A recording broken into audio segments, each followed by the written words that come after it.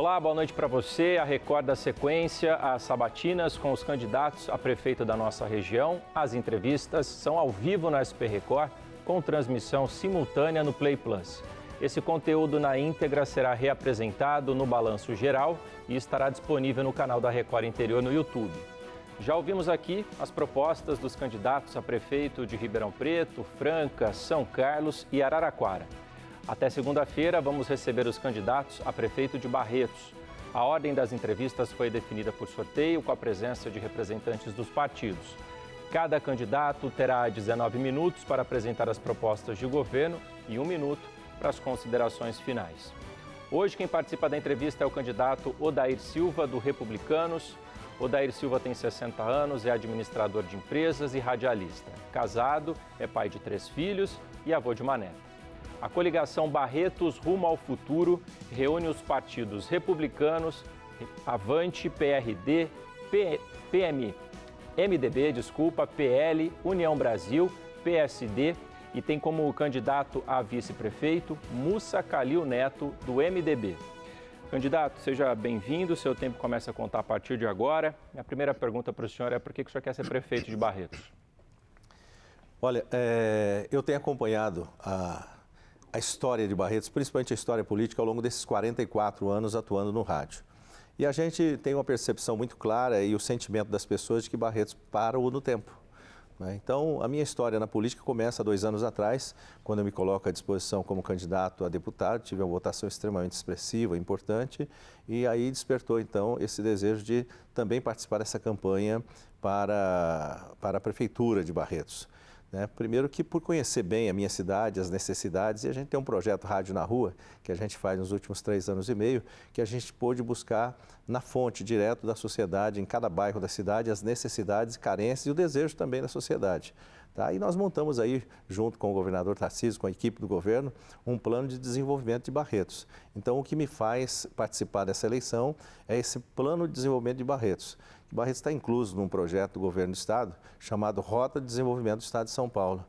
Então, nós temos que compensar esse tempo que nós perdemos aí todo, de aproximadamente 30 anos sem desenvolvimento merecido pela nossa cidade. Então, isso tudo me fez despertar esse desejo de poder entrar nessa eleição para servir a minha cidade. E eu não tenho dúvida de que com essa parceria com o governador Tarcísio, que está apaixonado por Barretos, a gente montou junto um plano de desenvolvimento e que precisa ser executado. Então, a gente tem a confiança do governador, fomos escolhidos para ir para o Republicanos a pedido do governador, para que a gente execute esse grande plano de desenvolvimento que nós temos para Barretos. É um bom motivo. Sendo eleito no dia 1º de janeiro, qual vai ser o primeiro ato do senhor? O primeiro ato é resolver o problema da água em Barretos. Nós temos vivido dias muito difíceis em Barretos, nós estamos vivendo o que o Nordeste viveu durante muitos anos, dependendo de caminhão-pipa para poder abastecer as casas. Eu nunca vi isso na história da minha cidade. Então, há uma percepção muito clara de que não houve um planejamento para esse momento, não houve um planejamento de alguns prefeitos no passado, de forma que a gente tivesse, nesse momento, grandes reservatórios, inclusive reservatórios naturais mesmo, lagos, grandes lagos na cidade, para poder servir a cidade nesse determinado momento.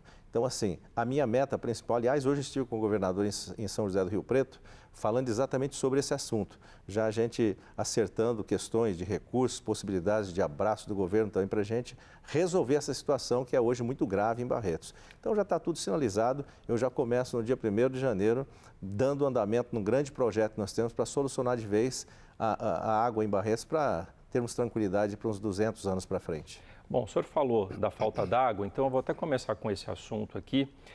A gente sabe que a gente vive a pior seca dos últimos 40 anos, mas a situação em Barretos, como a gente mostrou inclusive essa semana aqui no SP Record, é uma situação muito preocupante. Existe um decreto de estado de emergência no município. Moradores disseram na reportagem que ficam 5 dias sem água nas torneiras.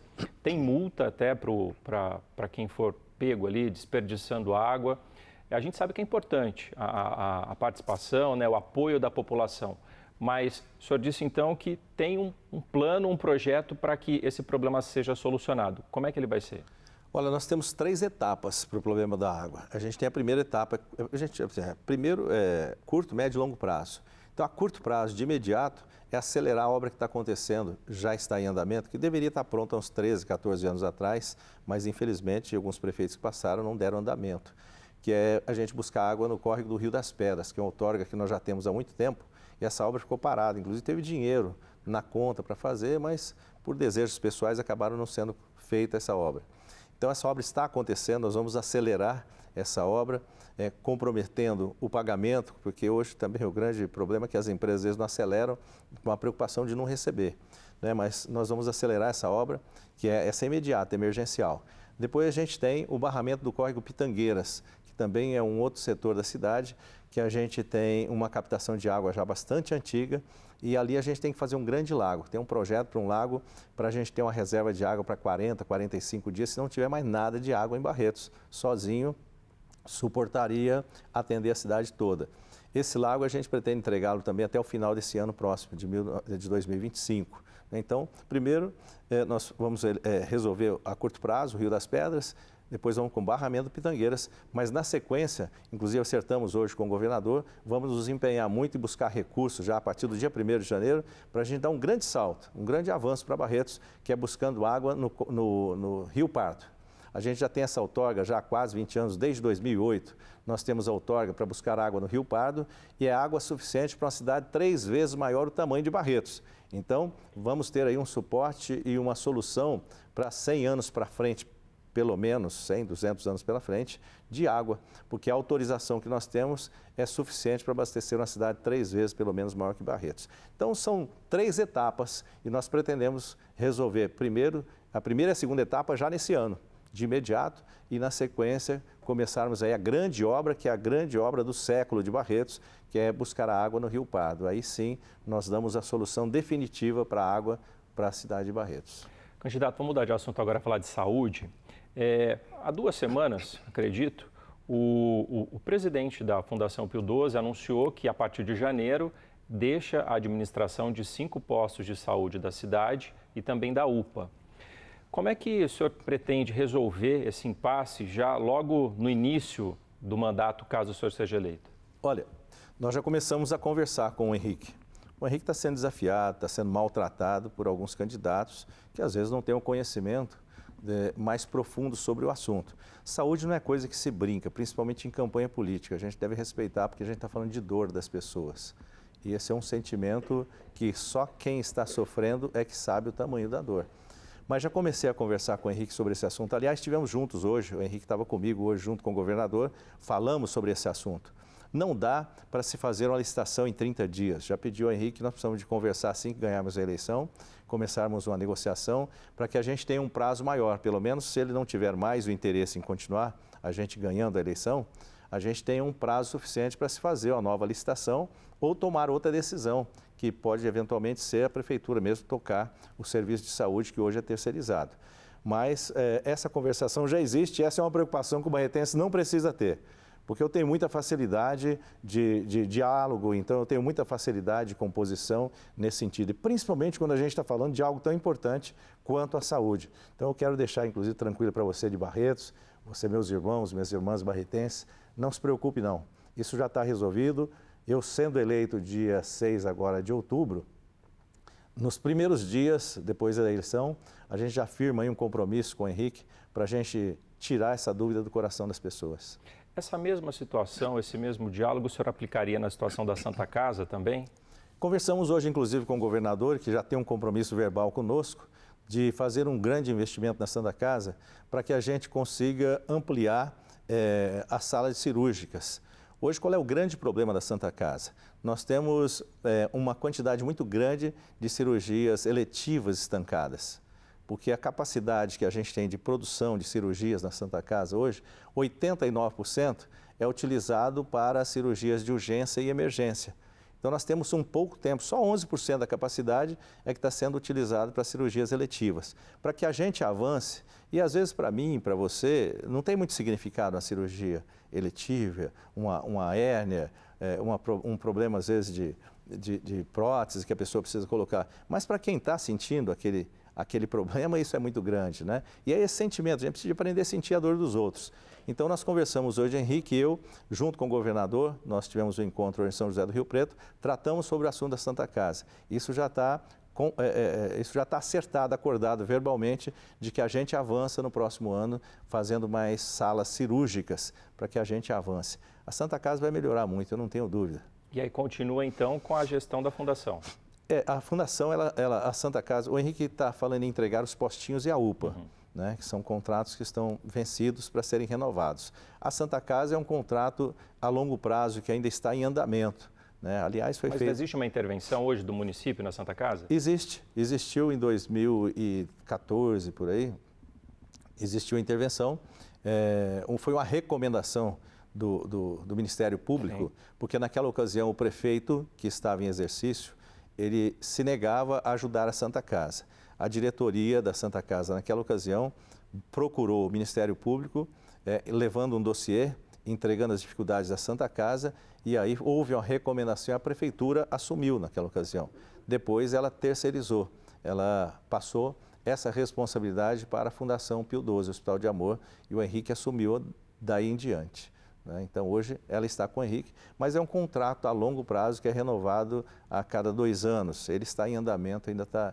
Esse não é um problema que as pessoas se preocuparam. Não. Santa Casa continua lá, o Henrique continua cuidando dela, porque o contrato ainda está em andamento. Candidato, eu vou fazer uma proposta para o senhor, como eu fiz para os demais candidatos, para o senhor avaliar aí, definir em uma palavra os seus adversários. Vou começar com o doutor Rafael Oliveira. Olha... É um moço que é vereador de 8 mandatos, nada fez pela cidade, né, que hoje tem propostas vazias para a cidade e que tem trabalhado muito com fake news. É uma pena que a minha cidade, uma cidade de 170 anos, né, uma cidade que é uma referência para o mundo, que é uma grife internacional, que ela tenha candidatos que utilize desses atributos, né, dessa maneira, para poder trabalhar uma campanha política. Então, eu vejo como um candidato que é um tanto aventureiro. E a Tatiane Musetti? A Tatiane é uma menina firme, de uma família decente, tradicional da cidade. A Tatiane tem grandes condições no futuro. Ela se apresentou agora para a política, ela não teve ainda nenhuma presença na política, mas é gente decente. E o Odair Silva? O Odair é um menino que veio da roça, né? Sonhador, trabalhou na roça até os 13 anos de idade. E veio para a cidade, foi serralheiro, foi trabalhar no rádio, foi consertar a porta de uma rádio e que virou radialista. E que buscou seu espaço, né, o 14º filho de uma família de 17 irmãos, e que buscou o seu espaço trabalhando muito, dedicando muito, estudando. Que dá muito valor à família, dá muito valor aos amigos, né, e que tem um desejo muito grande de fazer algo pela cidade nesse momento da minha vida. Candidato, no plano de governo do senhor, o senhor também propõe modernizar o sistema de transporte público, garantindo mais qualidade para a população. Como é que isso vai acontecer? O senhor pretende mudar a empresa, cobrar de quem está administrando no momento? Olha, nós já tivemos no passado uma referência muito forte em transporte coletivo urbano. Nós tivemos uma empresa de 72 anos da cidade, que cresceu na cidade, e essa empresa sempre foi uma grande referência para nós. Então, o que acontece? Essa empresa acabou sucumbindo devido a entraves políticos que foram criados ao longo do tempo. Ela não existe mais, veio à falência, mas o Renato Sarri, que é um grande conhecedor de transporte público, foi 30 e poucos anos diretor dessa empresa, grande conhecedor do transporte, eu convidei o Renato para que montasse uma reestruturação do transporte público, com a empresa que está lá, que ela tem um contrato vigente, com o mesmo valor que está sendo pago, a gente já vai evoluir muito, porque eu estou colocando alguém que tenha capacidade para fazer um novo trajeto, um novo roteiro, para a gente aproveitar melhor o dinheiro da prefeitura que está sendo investido no transporte público. Então, com o mesmo dinheiro, com a mesma empresa, a gente já vai evoluir muito, porque nós vamos ter alguém que entenda disso, cuidando disso. Candidato, vamos falar de um outro tema que tem sido de bastante preocupação nas cidades, principalmente no pós-pandemia, que é o aumento da população em situação de rua. Segundo o Ministério de Direitos Humanos e Cidadania, no último levantamento feito no ano passado, Barretos tem 277 moradores nessa situação. Qual que é a proposta do senhor para atender essas pessoas? Nós já tivemos no passado alguns projetos que foram eficazes nesse sentido. a gente precisa entender cada um dos casos. E a gente tinha uma parceria, inclusive, com a Polícia Militar na ocasião, que era levantado todas as situações de cada um desses moradores, eles eram trazidos para abrigos. Tá? Nós vamos trabalhar firmemente nesse sentido novamente. Buscar essas pessoas, trazer para os abrigos que a gente tem, com parcerias de alguns abrigos que existem na cidade, fazer o acompanhamento, entender por que é que essas pessoas estão lá, de onde vieram, quais são os seus objetivos, né? Entender por que é que elas estão na rua. Ou seja, a gente não pode simplesmente ignorar que exista essa quantidade de pessoas na rua, mas também não dá para a gente admitir que isso seja normal e aceitar com normalidade. A gente precisa trazer essas pessoas para dentro dos abrigos e entender cada uma delas e ajudá-las a ter uma vida normal daí adiante. Candidato, vamos falar um pouco de infraestrutura, geração de emprego, acho que engloba tudo isso. No plano de governo do senhor, o senhor também coloca como uma das propostas a conclusão do Distrito Industrial 2 e um novo Distrito Industrial para a área da saúde. O senhor quer aproveitar essa vocação da cidade? Foi feito um grande estudo pelo setor de desenvolvimento econômico do Estado de São Paulo. O secretário Jorge Lima fez um belo de um trabalho nos últimos tempos em Barretos, levantando aptidões. A gente tem uma vertente muito grande para o turismo, que a gente está trabalhando. Somos instância turística, completando agora 3 anos, começamos a evoluir, a entender um pouquinho. A sociedade começou a entender o que é ser uma instância turística, o que é ser uma cidade turística. Agora, a gente parou no tempo também com o nosso distrito industrial. A nossa geração de emprego e geração de renda no distrito industrial está paralisada. São simplesmente algumas empresas de Barretos, alguns empresários ousados que foram para o distrito há tempos atrás e que conseguiram desenvolver e que estão ali com algumas empresas de médio, pequeno, médio porte. Nós não temos nenhuma indústria de grande porte no nosso distrito industrial. E nós temos um outro problema muito sério, é que nós não criamos infraestrutura para receber empresas de distrito industrial. Então nós temos ainda uma grande área, algumas foram doadas e a gente vai ter que rever cada uma delas, porque já são muitos anos com aqueles terrenos ali abandonados, mas foram doados para alguém, né? Tem regras para ser cumpridas e as regras precisaram ser cumpridas. Vamos fiscalizar intensamente e fazer que as leis sejam cumpridas nesse sentido. Mas também nós temos uma outra grande parte de terrenos que nem abertas ruas ainda foram. Então a gente precisa de abrir, colocar infraestrutura, mas temos que avançar muito na questão da água. Um pouco da nossa indústria não está melhor situada exatamente por causa da carência de água. Nós precisamos ter água em abundância e a gente precisa de avançar nesse sentido. Então vai ser um casamento muito importante esse projeto que nós temos com a água, com a industrialização do nosso distrito. Aproveitando, falando... Você falou do Distrito da Saúde, me perdoa. Distrito da Saúde, sim. Me perdoa que eu acabei não falando. Foi entendido pelo governo do Estado, através da Secretaria de Desenvolvimento Econômico, que nós temos uma grande aptidão no setor de saúde. No entanto, o Hospital de Amor é uma referência mundial, né? E a força que tem o Hospital de Amor, ela precisa ser usada em benefício da sociedade. Nós atendemos pessoas do Brasil inteiro, de outras partes do mundo, mas nós não aprendemos a utilizar isso ainda em benefício da sociedade barretense. Então, houve um estudo que apresenta que nós temos muita força nesse aspecto. Então, já temos também uma conversação com o Henrique para que a gente aproveite toda essa potência, toda essa força, e até porque é um dos grandes compradores de insumos e medicamentos no Brasil, para que a gente convide as empresas a se instalarem em Barretos, né? Porque são várias empresas que fornecem. Então, é um caminho grande para a gente trazer essas empresas que são fornecedoras do hospital para se instalarem em Barretos, no nosso Distrito Industrial da Saúde, que eu acredito que vai ser um grande avanço para a nossa cidade, com empregos de qualidade, né, com empregos qualificados, com melhor renda para as pessoas. Aproveitando e falando ainda sobre isso, infraestrutura, uma outra proposta do senhor é o desenvolvimento do aeroporto de cargas, né, de Barretos. Como é que seria isso? Seria a ampliação do aeroporto atual para poder receber essas aeronaves com transporte de cargas? Como é que seria? O nosso aeroporto ele tem uma pista muito boa, né? Aliás, quando Ribeirão precisa, quando Rio Preto precisa, nós servimos. É um aeroporto que foi privatizado já há uns 2 anos atrás, né, que hoje tem uma empresa que tem a concessão dele.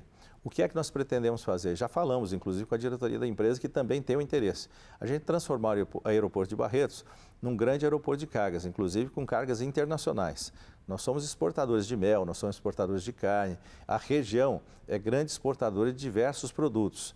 E a gente pode utilizar essa estrutura que a gente já tem, dando um up no nosso aeroporto, fazendo com que a gente consiga gerar muito mais emprego, riqueza, economia para toda a região.